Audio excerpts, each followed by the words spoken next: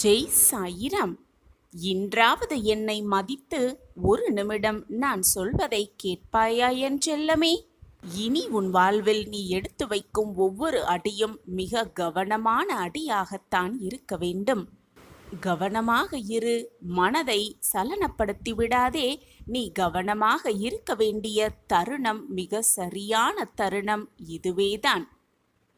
உன் மனதிற்குள் 1000 வேதனைகளையும் பிரச்சனைகளையும் போராட்டங்களையும் அடக்கி உன்னுள் வைத்திருக்கிறாய். மௌனமாக மனதில் 1000 குழப்பங்களோடு அமர்ந்து கொண்டிருக்கும் என் பிள்ளையோடு பேசவே நான் இப்பொழுது உன்னை நோக்கி வந்திருக்கிறேன். இது நாள் வரை தவிர்த்துவிட்டு சென்றாயல்லவா? இப்பொழுதாவது நம்பிக்கையோடு இதை கேட்டுப்பார். கவனமாக இருக்க வேண்டிய தருணம் இதுவேதான்.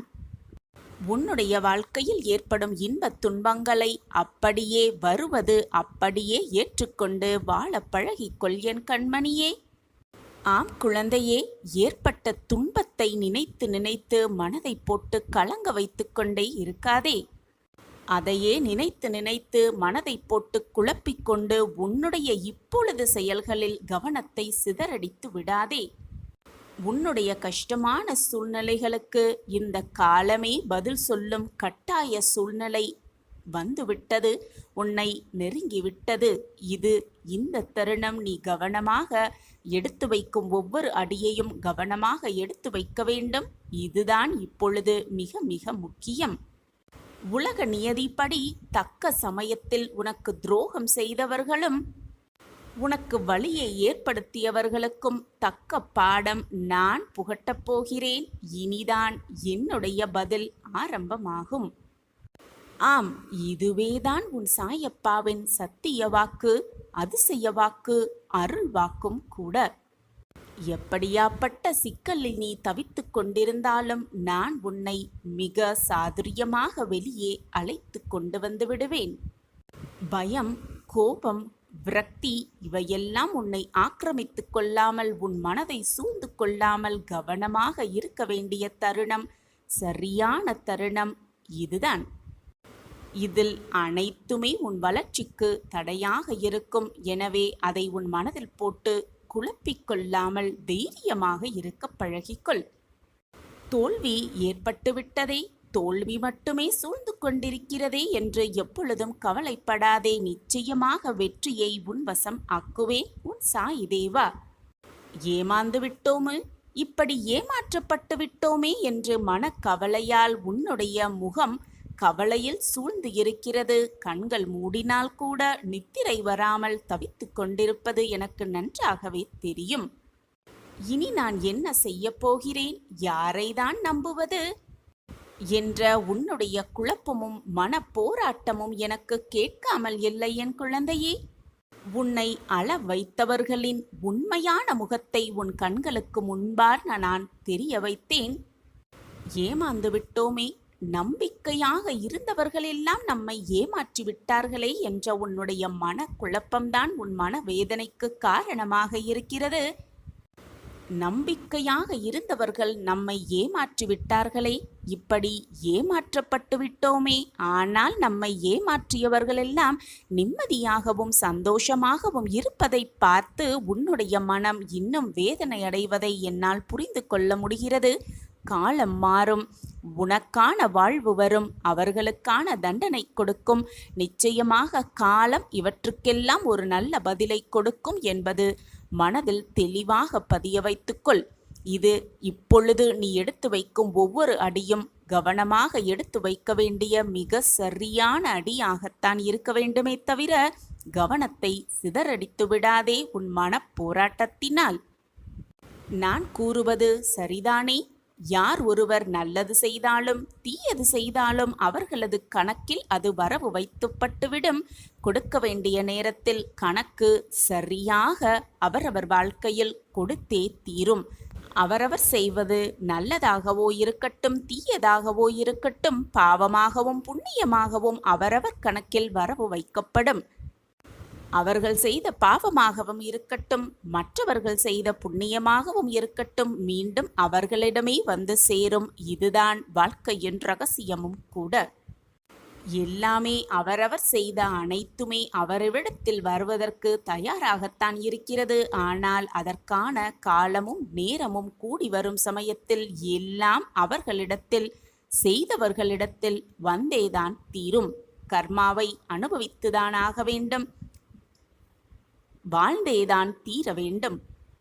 கெட்ட நேரம் என்ற சூழ்நிலை வரும் பொழுது கர்ம வினைகளை அனுபவித்தே ஆக வேண்டும். அவன் செய்த அத்தனை பாவங்களும் கழுத்தை நெரிக்கத் துவங்கும்.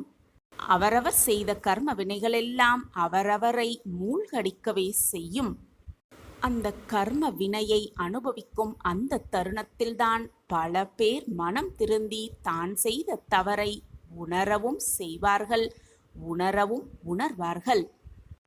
தானே செய்த பாவங்களில் தானே திரும்பி வரும் பொழுது அதனால் கஷ்டப்பட்டு வேதனைப்பட்டு போராட்டமான சூழ்நிலையில் திக்கி தவித்து கொண்டிருக்கும் பொழுதுதான் அந்த பாவங்களுக்கான பரிகாரத்தையும் தான் செய்த தவறையும் உணர்ந்து மீண்டும் வாழ்க்கையில் எந்த தவறும் செய்ய வேண்டாம் என்ற எண்ணம் அவர்கள் மனதில் புதிதாக பதியும். அப்படித்தான் உன்னை ஏமாற்றி சென்றவர்களுக்கும் உன் மன வேதனையை கெடுத்தவர்களுக்கும் தண்டனை கூடிய விரைவில் அவர்களுக்கு கிடைக்கும். அதுவரை பொறுமையாக இரு.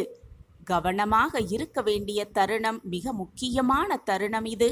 இனி நீ எடுத்து வைக்கும் ஒவ்வொரு அடியும் கவனமாக எடுத்துவை. உன் வாழ்க்கையை விட்டுவிட நான் விட்டுவிட மாட்டேன். உன் வாழ்வு வீணாகும்படி நான் விட்டுவிட மாட்டேன். நீ என்னுடைய பொக்கிஷம். உனக்கு செய்யாமல் வேறு யாருக்கு செய்ய போகிறேன் உன் சாயி தேவா?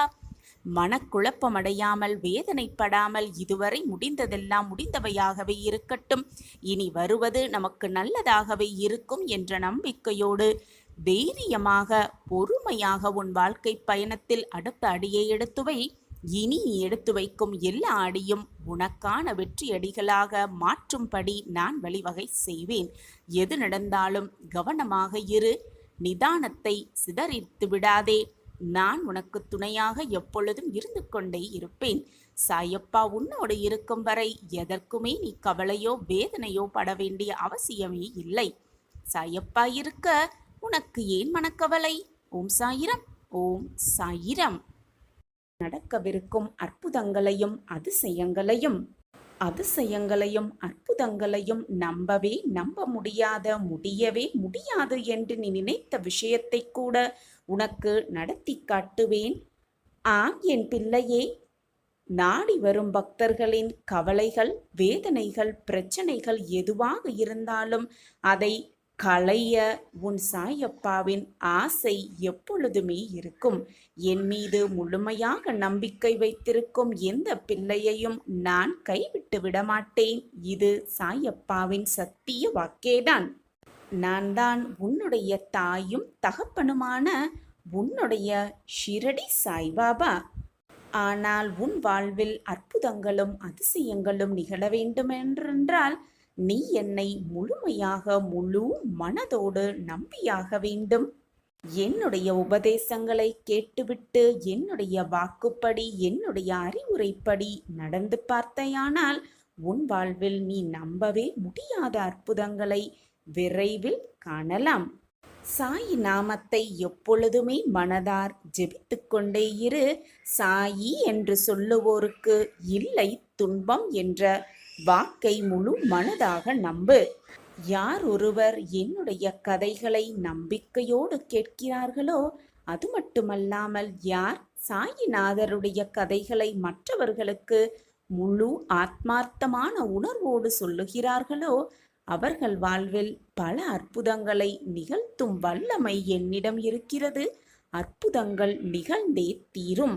என் மீது நீ வைத்து கொண்டிருக்கும் நம்பிக்கையால், உறுதியான பக்தியால் நீ என்னிடம் வேண்டியது எல்லாம் உனக்கு கிடைக்கும் என்பதை உறுதியாக நம்பு. நம்பிக்கையோடு நம்பு.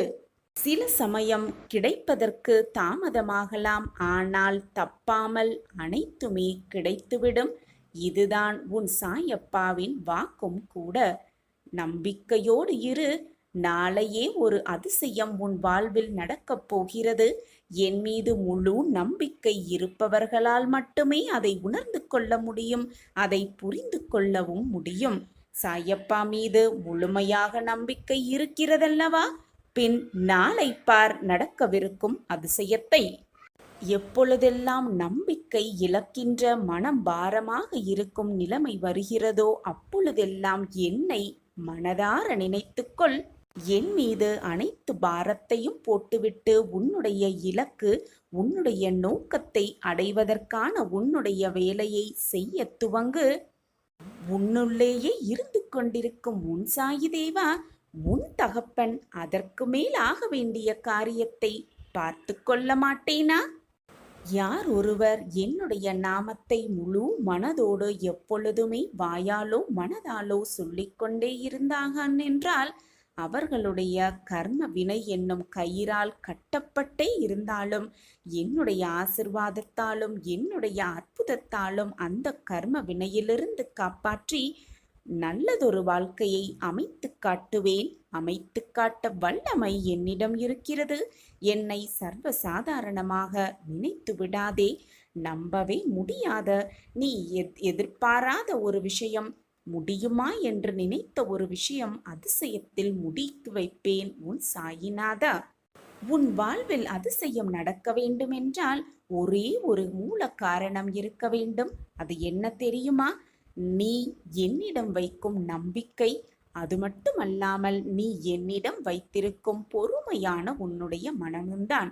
எப்பொழுதுமே நம்பிக்கையாகவும் பக்தியாகவும் பொறுமையாகவும் இருக்கும் எந்த ஒரு பக்தனையும் சாயப்பா விட்டு கொடுத்ததும் இல்லை, அவர்களை விட்டு சென்றதும் இல்லை, சாயப்பாவை விட்டு விலகி போகும்படி அறிவுறுத்தியதும் இல்லை.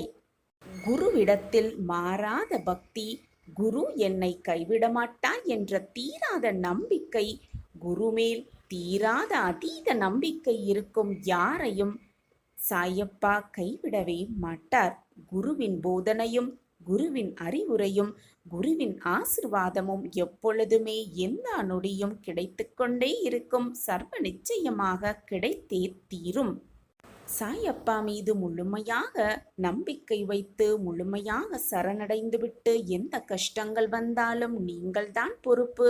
அந்த கஷ்டத்திலிருந்து விடுபட எனக்கு உதவி புரியுங்கள், எனக்கு சாதகமாக இருங்கள் என்று நீ எப்பொழுது இருக்கிறாயோ அந்த நொடி முதல் உன் வாழ்வில் மாற்றவே முடியாது என்று நினைத்து கொண்டிருக்கும் விஷயத்திற்கு ஒரு நல்ல மாற்றம் வரும். ஒரு நல்ல நிகழ்வு உன்னை தேடி சர்வ நிச்சயமாக வரும். பிரச்சனை வந்தால் எதை எப்படி எதிர்கொள்வது என்று குழம்பி இருக்கும் என் பிள்ளையே, அந்த பிரச்சனையிலிருந்து எப்படி வெளிவருவது, உன் வாழ்க்கையில் மாற்றங்களை எப்படி உண்டு பண்ணுவது என்பதை கூறுவதற்காகவே நீ இருக்கும் திசை நோக்கி உன்னை தேடி இதோ உன் சாயப்பா உன்னிடமே வந்திருக்கிறேன். சந்தோஷமாகவே இதை முழுவதுமாக கேள். இதுவரை நீ தொலைத்த சந்தோஷம் அனைத்தையும் திரும்ப மீட்டெடுக்கப் போகிறாய். இன்று உன் வாழ்வில் அதற்கான ஒரு நல்லது நடந்தே தீரும். என்னுடைய அனுமதி இல்லாமல் யாரும் என்னை காணவும் முடியாது, என்னை தேடி வரவும் முடியாது. அதேபோல் என்னுடைய அனுமதி இல்லாமல் நான் யாரையும் தேடி செல்லவும் மாட்டேன். நான் தேடி கண்டுபிடித்த பொக்கிஷம் நீ. உன்னுடைய நல்ல எண்ணங்களும் நல்ல செயல்களும் எனக்கு தெரியாமல் இல்லை. உன்னுடைய உயர்ந்த குணமும் எனக்கு புரியாமல் இல்லை. நீ புண்ணியம் செய்த பாக்கியசாலி. அதனால்தான் உன் மனம் வேதனையாக இருக்கும் சமயத்தில் நீ என்னை தேடி வந்தாய். நானும் உன்னுடைய வேதனையை தீர்க்க உன்னை தேடி வந்திருக்கிறேன். தொலைந்த கஷ்டத்தையெல்லாம் மீட்டெடுத்து தரப்போகிறேன். இது நாள் வரை நீ இழந்தது அனைத்தையும் ஆனந்தமாக பெறப்போகிறாய். உன் ஆசைகள் அனைத்தும் உனக்கு ஈடேறப் போகிறது. அதற்கான அறிகுறி இன்றே உனக்கு தெரியும். மகிழ்ச்சியாக இரு. எது நடந்தாலும் உன் புன்னகையை மட்டும் உன் முகத்தில் வைத்து கொண்டே இரு. வானமே இடிந்து உன் தலையில் விழும் சூழ்நிலை வந்தாலும் அமைதியாக இரு. எனக்கு நடப்பது அனைத்தும் நன்மையாகத்தான் இருக்கும் என்பதை முழுமையாக நம்பு. உன் நம்பிக்கையே உன் வாழ்க்கையை காப்பாற்றும்.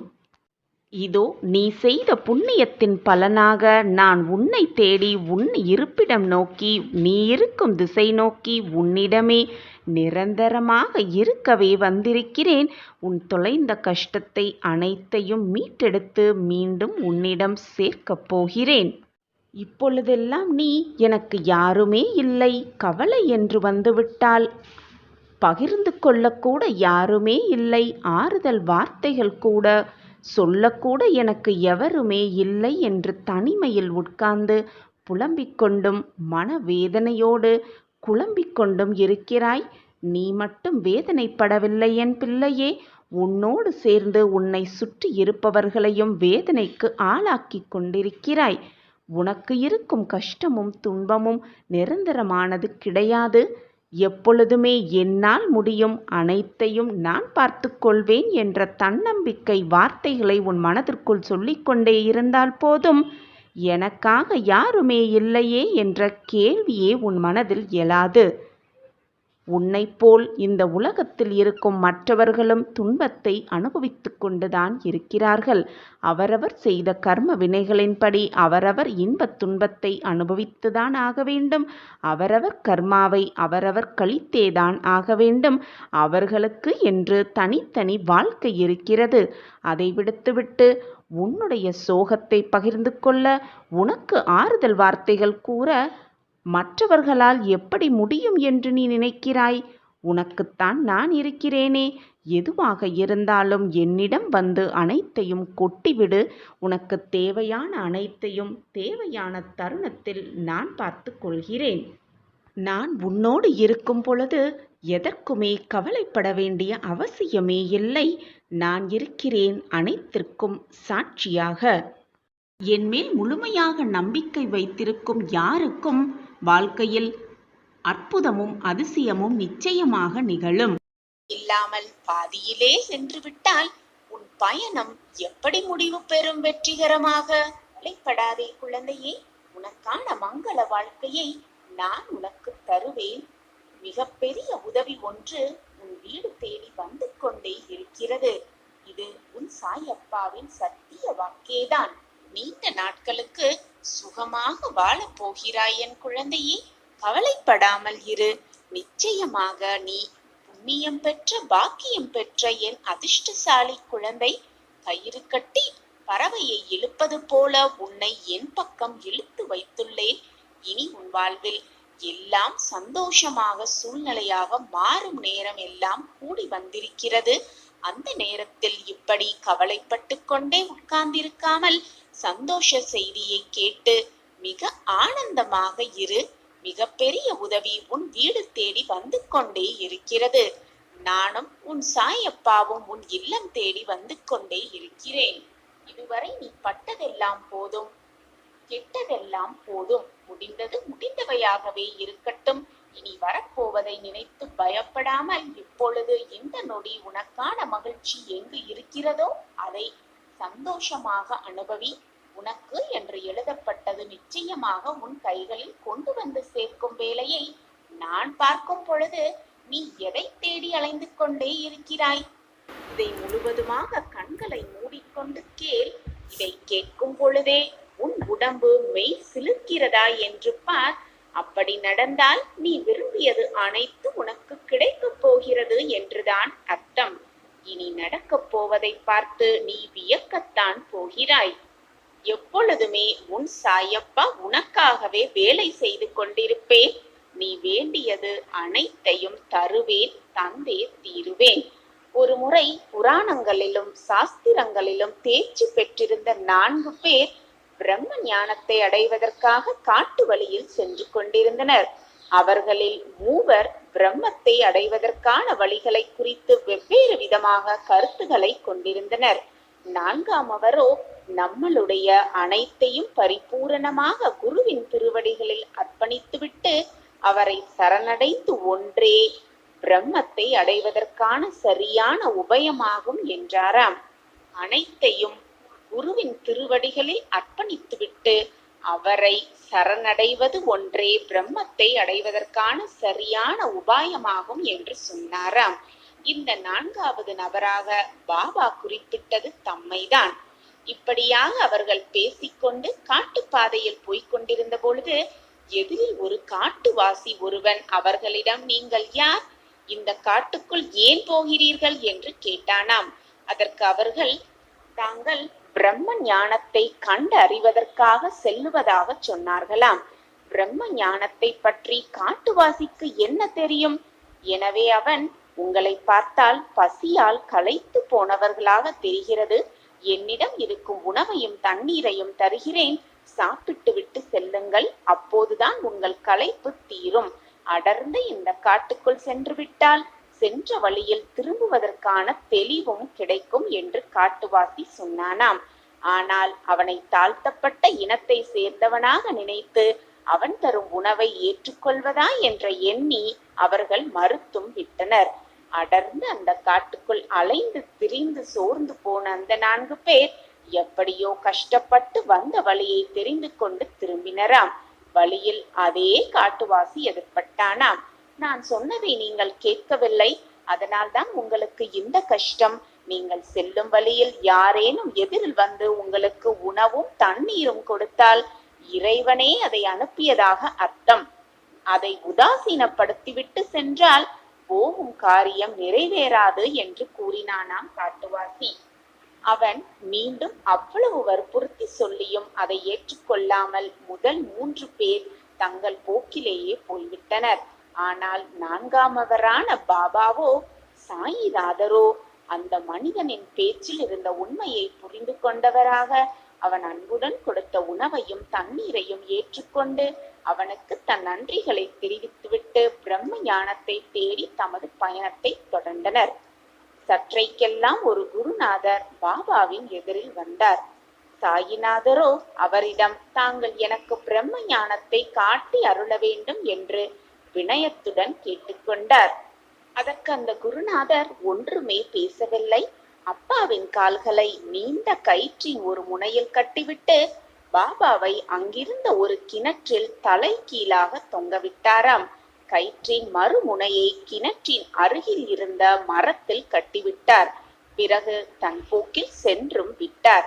கிணற்று நீருக்கும் பாபாவின் தலைக்கும் இடையில் சில அடிகளே இடைவெளி இருந்தன.